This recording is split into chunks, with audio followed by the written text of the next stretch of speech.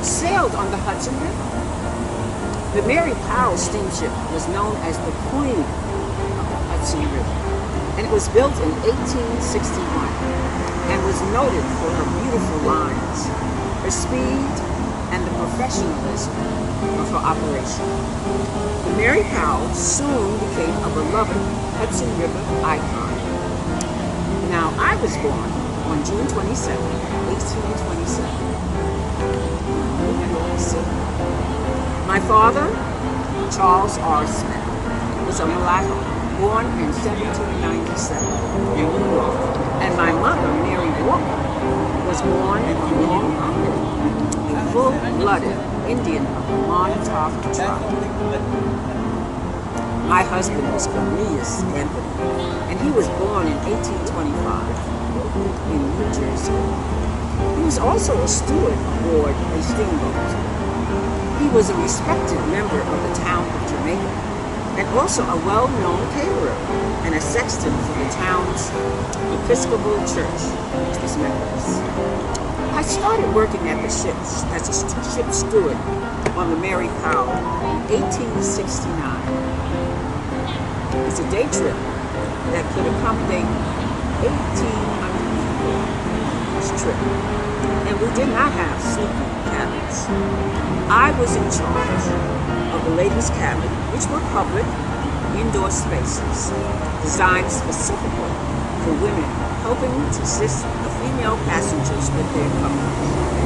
And I did those things.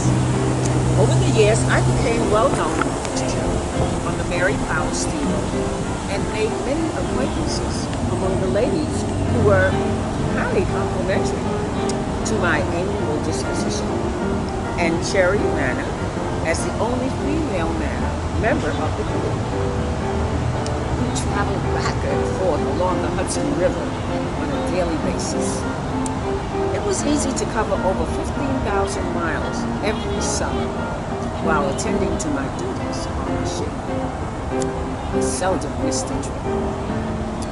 Every member of the crew paid homage to my position, and the captain often would say that the ship could not run without his stewards. Some of the famous people who sailed with us include President and Mrs. S. Grant, the Grand Duke Alexis, son of Tsar Alexander II of Russia, Walt Whitman, and Oscar. We even transported the body of General George Armstrong Custer for his burial.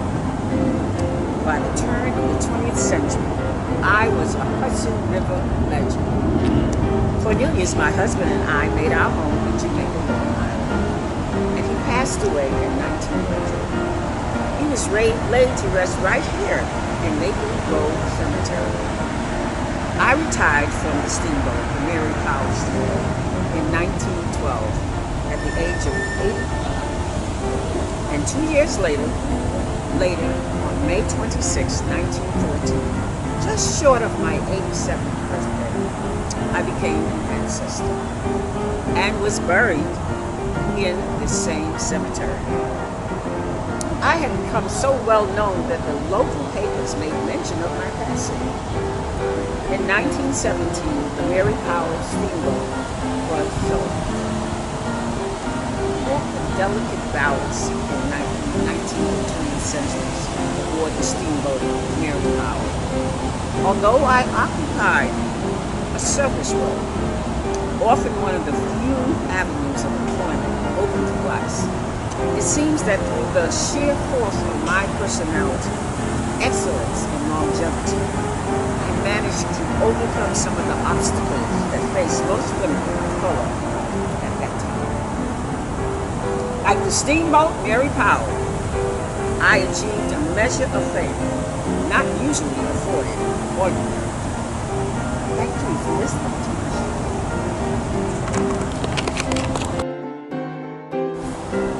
I was born in 1925.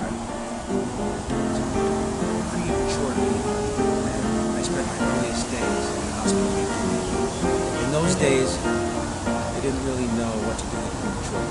So I survived, but my eyesight didn't. Fortunately, I book, The Age of Radio, for which I did not need my eyes. Listening opened up the whole world to my imagination. I became interested in amateur radio at the age of 13 and eventually became a ham radio operator.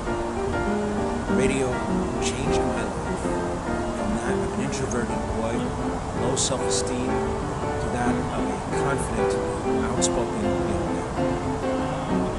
When World War II broke out, I was unable to serve on active duty because of my disability.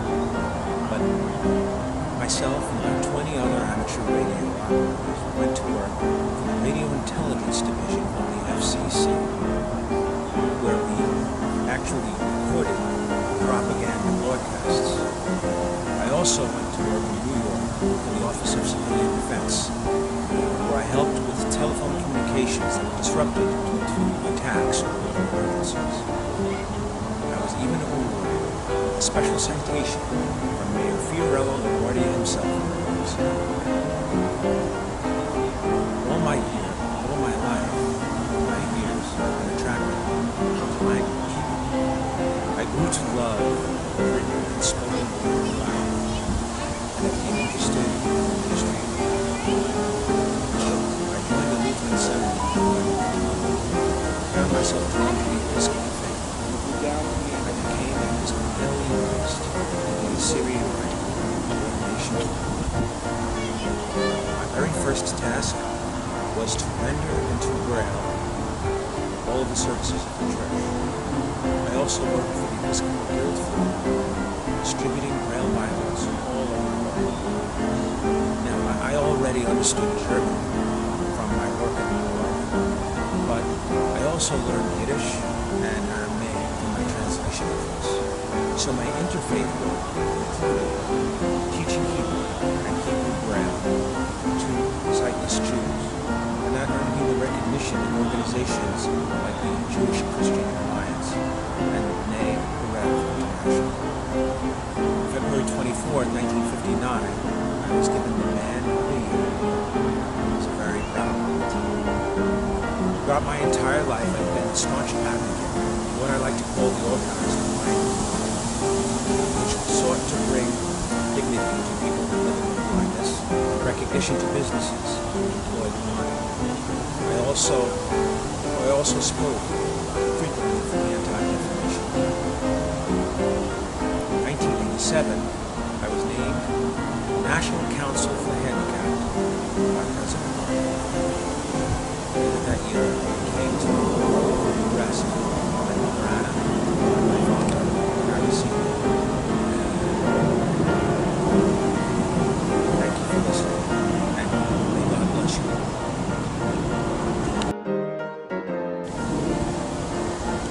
Hello, I'm a police reporter like the famous Jacob August Rees. He was also a Danish-American journalist and social reformer.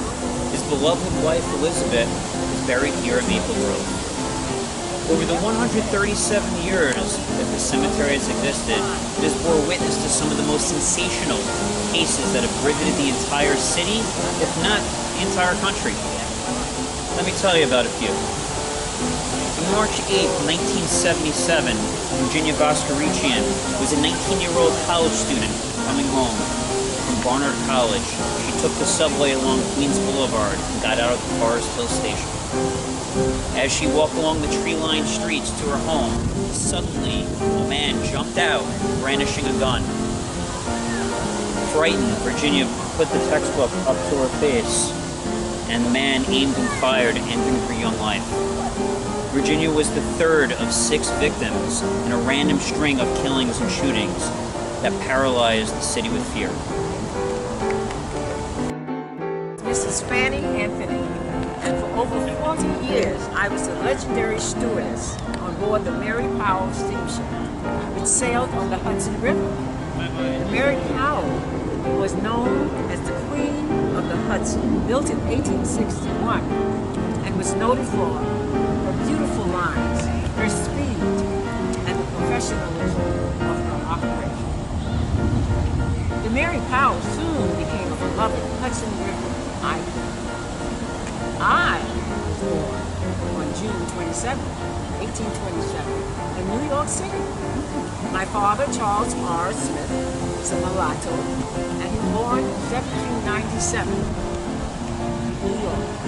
And my mother, Mary Walker, was born on Long Island, a full-blooded Indian of the Montauk tribe. My husband was Cornelius Smith, and he was born in 1825 in New Jersey. He was also a steward on the state. He was a respected member of the town of Jamaica, and also a well-known caterer and sexton for the town church, the Methodist Episcopal Church. I started working as a ship steward on the Mary Powell in 1869. As a day ship that could accommodate 1,800 people on each trip, and we did not have sleeping cabins. I was in charge of the ladies' cabin, which were public indoor places designed specifically for women, and I helped to assist the female passengers in their companies. Over the years, I became a well-known fixture on the Mary Powell and made many acquaintances among the ladies, who were highly complimentary to my amiable disposition and cheering manner as the only female member of the crew. We traveled back and forth along the Hudson River on a daily basis. It was easy to cover over 15,000 miles to mine, 15,000 miles every summer while attending to my duties on the ship. I seldom missed a trip. Every member of the crew paid homage to my position, and the captain often said that the ship could run without his Mrs. M. Me. Some of the famous people who sailed with us include President Ulysses S. Grant, the Grand Duke Alexis' son, Law Alexander II of Russia, Walter Whitman, and Oscar Wilde. Even transported the body of General George Armstrong Custer to burial. By the turn of the 20th century, I was a Hudson River legend. Cornelius, my husband, and I made our home in Jamaica, Long Island, and he passed in 1900. He was laid to rest here at Maple Grove Cemetery. I retired from the Mary Powell in 1912 at the age of 85. And 2 years later, on May 26, 1914, just short of my 87th birthday, I became an ancestor and was buried May 28, 1914, beside my husband. I had become so well known that the local papers made mention of my house. In 1917, the Mary Powell steamship was sold. I walked a delicate balance in the 1920s centuries aboard the steamboat Mary Powell. Although I occupied a service role, often one of the few avenues of employment open to black people, it seemed that through the sheer force of my personality, excellence, and longevity, I managed to overcome some of the obstacles that face most women of color at that time. Like the steamboat Mary Powell, I achieved a measure of fame not usually afforded ordinary people. Thank you for listening to my That was excellent.